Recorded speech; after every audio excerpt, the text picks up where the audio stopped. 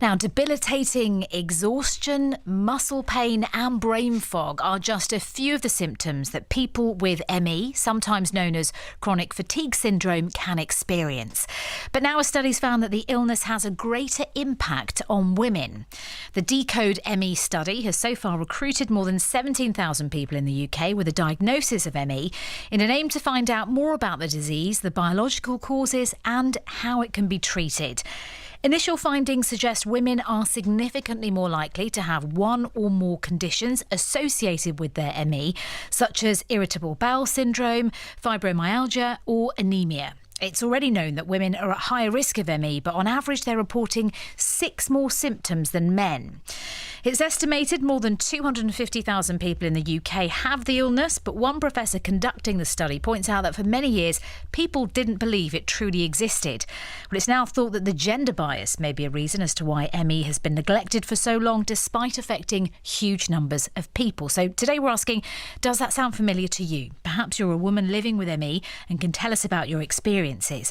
Vine at bbc.co.uk if you want to drop us an email. Do include your number though, so we can call you back, or you can send us a WhatsApp if you prefer, 08000 288 291.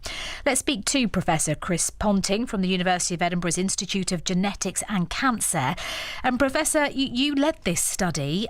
Tell us more about what it found. Thank you. I'm one of the investigators of this study, together with people with ME, and we lead it together. What we've found is, as you've already said, that so many women in the UK have ME. They are 5 times more than men. So that was already known. What wasn't known was that it is more severe for women. They report their symptoms to be more severe, and not just women over men, but as people age, they also report more severe symptoms, and many years after their initial diagnosis. So it's a bleak picture, unfortunately, particularly for women and particularly for older women. And where are we with research and treatment? Because for so long, people didn't believe it really existed and was a thing. I wish I could come to you with a good news story today, but I can't. We don't know really what causes it.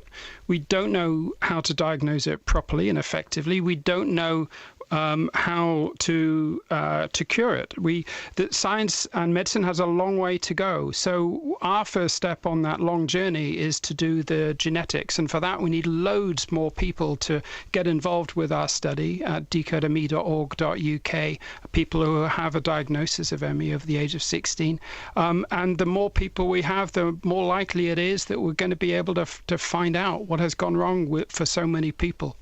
Can you talk us through the most common symptoms then? Brain fog is a big one. Yeah, I'll start elsewhere actually, because post-exertion malaise is the cardinal symptom. Right. And what that means is that people can exert themselves to a relatively moderate level. And for you and I, perhaps, we would recover from that very quickly and be able to do that exertion again and again. But for people with ME, that is not the case. They crash and lose energy and increase all of their symptoms and create new ones often, and that crash can go on for hours and days and weeks sometimes. Yeah, and to just give us some real world examples. When you talk about a moderate exertion, is that 10 steps? Is it reaching up to get a packet of cereal from a cupboard? I don't know where the baseline is. All of that. So people report doing their teeth, having a meal, washing their hair, and causing a crash. Okay, and a crash being that where you feel completely depleted. And all of the symptoms, including the brain fog that we've talked about, the pain, the enormous fatigue, the inability to rest even after sleep, all of those symptoms are exacerbated after a crash. And do we have any clue about why the disease could be worse for women? No, we don't. Now, there are many diseases that are biased towards one sex or the other. For women, there are often autoimmune diseases. We know little about why women are more prone to such diseases. And of course, we have to ask ourselves as a society and as scientists, why don't we know more about these diseases that are sex biased.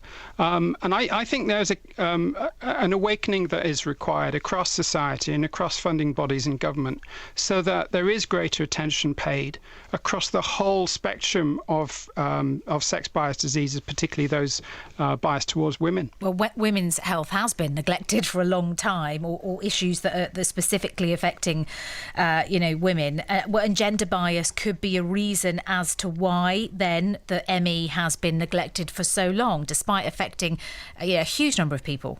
I think that's true, and I wouldn't just shine a light on one part of our society. I think it's true that people have not been believed for ME and other diseases in the GP surgery, in families, among friends.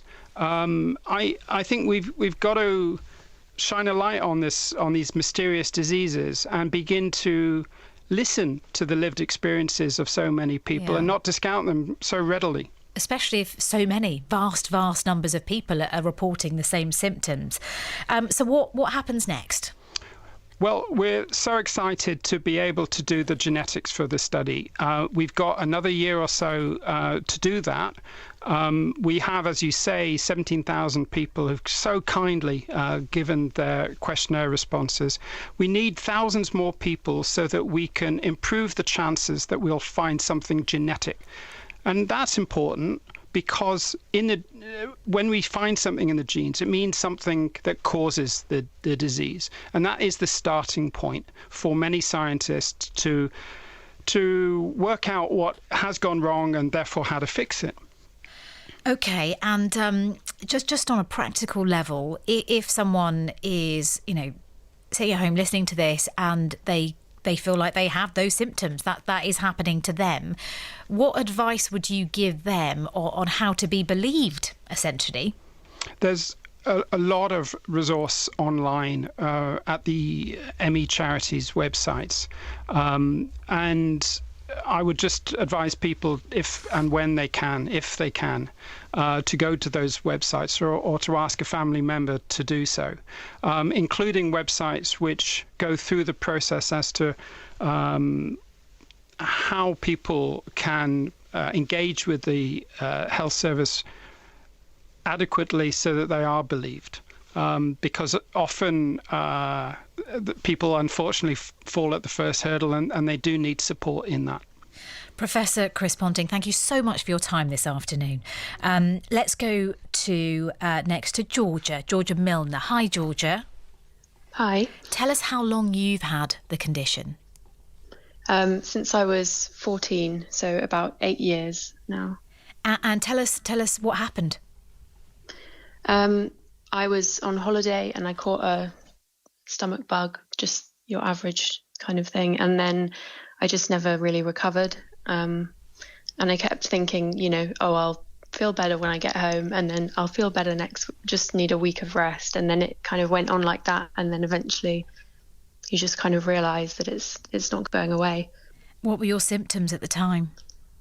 The main one would be the kind of debilitating fatigue and the post-exertional malaise that Chris talked about. But I also felt just really sick all the time, like I really struggled to eat, could barely sit up sometimes because I felt so kind of unwell and sick and dizzy with it. Headaches, pain, brain fog. And it kind of affects more than just, it affects your immune system then. If I catch a cold even, I might be in bed for a week, unable to get up. I got really ill with COVID. It has so many effects on your life, really, it's beyond just tiredness. It's a terrible thing to live with, regardless of gender or age, especially when you're diagnosed at 14, when you're going through so much other stuff, adolescence. How did it affect your day-to-day life then? School, your home life, your relationships? Well, my mum had to give up work to basically become my carer, which obviously was a bit of a strain on our relationship. And then obviously, without her income, there's kind of financial stresses, and it was difficult for the whole family. And I lost most of my friends. I stopped being able to do my hobbies. I went from doing well at school and enjoying it to, get probably for a couple of years, at least a good week, I would make it to 3 hours at school that week. 3 hours a week. Yeah. And, if you stop turning up to things, people stop inviting you. If you stop kind of talking as much, people stop talking to you. It kind of felt like I was fading out of my own life. And, the world around me just kept going. And, you can't expect people to pause for you. But that was a really terrible feeling, especially so young, to kind of feel like your entire life gets taken away from you. Such a profound impact. It has on your life, and made even worse then when people mislabel it, the stigma that may be associated with it, or the fact that people just might not believe you. Yeah, definitely. And it's a very difficult thing to explain to somebody. I think particularly the name chronic fatigue syndrome is a really terrible name, because you hear that and you just think, oh, you're just a bit tired. And so I would tell people that was what was wrong with me, and then they'd be like, oh yeah, I'm really tired too. So it doesn't do justice, I think, to the, as you say, profound impact that it has on the whole of your life, really, every single area. And does it make sense to you then, Georgia, that women, we're hearing from this study, may experience it more severely than men? Well, I can't speak to the experience of being a man with ME, but I've heard about other, autoimmune conditions where women are much more likely to have them than men. And I think what particularly makes sense to me is maybe that ME is a neglected illness, really, in terms of research and awareness and funding. And it doesn't really surprise me that would happen to an illness that is much more likely for women to have. So you were diagnosed at 14. How old are you now? 22. 22. So, in the last 8 years, how do you manage going about your day-to-day life? How do you cope with the symptoms? Do you take anything? Yeah, well, my morning routine starts with 7 tablets in the morning, and then I take 6 at night. And, once you take a few things, then you have to start taking other things to deal with the side effects of the first things you were taking. Yeah. But there's not really a lot that you can do other than treat individual symptoms, which is kind of where the medication comes in. But you're not really addressing the underlying cause. And I've kind of, with time and pacing, and I've done the sort of basic things like improving my diet, which is not a cure, but I guess every aspect of your health that you can optimize is worth doing, really, when you can't treat the overall issue. But unfortunately there's just not really any specific treatment. No, not at the moment. But, hopefully at some point soon that will change. Georgia, thank you so much for talking to us about your experiences of living with ME. Debbie emails, my daughter developed ME when she was 18 years old. It was horrendous. She couldn't walk, had to use a wheelchair to get out and about, and was asleep for 23 hours a day. Luckily, we found out about the Perrin technique, which helped. Virginia emails, I'm 24 and I got diagnosed just over 4 years ago. I'm finding it's getting worse as my pains are consistent if I exert myself even slightly. It's very depressing and I feel trapped because I can't do the things a normal 24-year-old would do. It's also not easy as a lot of people don't understand. And Lynn says, I'm 61 years old and have had ME for 31 years. Let's speak to Rebecca, who is in South London. Hi, Rebecca. Hello there. You were diagnosed last December, were you? Yes, it was December the 30th. I finally got my diagnosis after kind of several months of kind of investigations trying to work out what on earth was wrong with me. What were your symptoms and how has it affected your life? Well, it started off, I felt like I just had a virus that I couldn't shake, that I just felt really tired, and I thought, if I just get enough sleep, then it will go away, and it didn't go away, and it just got worse and worse. with utterly debilitating fatigue. It's a bit like if you have like a terrible hangover, have run a marathon, got jet lag at the same time. It's kind of that kind of level of fatigue.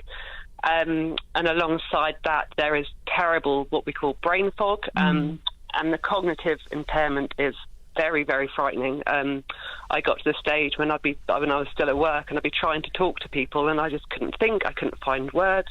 I thought I was developing dementia. That was like a really alarming stage. And also alongside it, I developed something called dysautonomia, which is really common in ME, which is a dysfunction of the autonomic nervous system, which affects like your blood pressure and your heart rate and your digestion. So it can cause things like fainting and blackouts and dizziness, which is kind of quite a frightening experience when you don't know what's going on and you don't yet have a diagnosis. So that was happening to you? You were blacking out and fainting? And that was happening to me, yeah. And then when I finally got the diagnosis in December, and the doctor I was very lucky, my doctor took me very seriously and kind of investigated everything very thoroughly, which is not always people's experience. And she suggested it was chronic fatigue syndrome. And I was very, very dismissive because from my own perceptions, for me, chronic fatigue syndrome didn't sound like a real illness. It sounded like it was a made-up thing. And then I looked into it and I was like, okay. And I do think, I think your previous caller mentioned it as well. Georgia. Yeah, the name needs to change. The name needs to change. It's so misleading. It's done such a massive disservice, I think, to understanding and comprehension and, as a result, funding and kind of legitimacy of the condition that and focuses on just one of many, many symptoms. And it's been, it's been a challenge to try and overcome that barrier. So I really try and make sure I say ME and not chronic fatigue syndrome, which some people would say, you're just a bit tired. Exactly that. Yeah. You're just desperately trying to be taken seriously. Yeah. Rebecca, thank you so much for sharing that with us. Thanks for getting in touch. Let's go to Louise, who's in Torquay. Hi, Louise. Oh, hi, Tina. How long have you suffered for? I was diagnosed when I was 40 years old, so in 2010. Okay, so what, 13 years ago, yeah? Yes, 13 years ago, yeah. And tell us about the events that led to that diagnosis. Okay, so basically what I had was I came down with like a really bad sort of flu, what I thought was flu, and then it went into chest infection, and then I had pneumonia, and I had 2 lots of antibiotics and then steroids to clear it. So I just thought, oh, great, I'll bounce back and be as bubbly and as energetic as I always was before that. And then I noticed that actually I wasn't, and I wasn't really getting any better. Although the chest cleared up, my level of energy just completely went. I went downhill rapidly. I got something called costochondritis as well, which was like an inflammation between the ribs and the lungs. And I came out in a complete rash as well. I went to my doctor with this list of symptoms and just sat and cried. And he said to me at the time, I think I know what you have, but we have to do lots of tests to prove it. So I went through an amazing amount of tests, including cortisol and adrenaline tests. And then it was finally diagnosed as ME. Did it feel like a relief in some ways? Yes, it was. But like the previous callers, because it was called, when I say ME, they called it CFS at the time, chronic fatigue syndrome. I felt exactly like them, that whenever you say chronic fatigue syndrome, I think the word syndrome makes it sound like it's all in your head. So I was kind of hoping to have something a bit more that I could get my teeth into, if you know what I mean, and actually be treated for. But the answer was, unfortunately, we can't treat you with anything. So in the end, I think it was about 9 months later, I decided to look for alternative therapy, and I went on a course in Swansea, and it was something called the lightning process. Okay. Which was to do with remapping the synaptic pathways in the brain. It sounds really, really like complicated, but I suppose you've got little sort of little electric things going on in your brain. Every time you have a thought, a pathway is created, and this is about retraining the pathways to get you out of this loop that you're in. And I had to do this process. I had to learn a process, and the process I had to do as many times as I could every time I felt a symptom for 9 weeks. And then after that 9 weeks, it was like, okay, how do you feel now? And then go on using that process. And did it help? It did at the time, I've got to say. The more I used the process every time I got a symptom or a bad thought, a stressful thought, then as the weeks went on, I found that I was doing the process less and less. Okay. And I did become quite a bit stronger, although I would say I never recovered back to where I was. You were, okay. And then I did have, consequently, following years, I had more crashes as well. I mean, sorry. Yeah, sorry. I've been diagnosed with fibromyalgia. Oh, I see. Yeah. And sorry if this is oversimplifying it, but is it that you are essentially reprogramming your brain and how it deals with pain? I don't know about whether it's reprogramming the brain to deal with pain. I think what it is about actually reprogramming the pain, the brain to take away, to move it away from and get it out of the cycle that it's in. Right. So it was like breaking a link, if you know what I mean. If you can imagine, if you're going round and round and round in circles, to break that link and forcing it somewhere else. So they talked about using your creative side of your brain. So that's why I've become an author, because I try to use the creative side of my brain by writing, and that's that's why I've done that basically, and gone into writing to try and help myself. And I think you've helped many people listening as well. Louise, thank you for getting in touch and for sharing that with us. Thanks.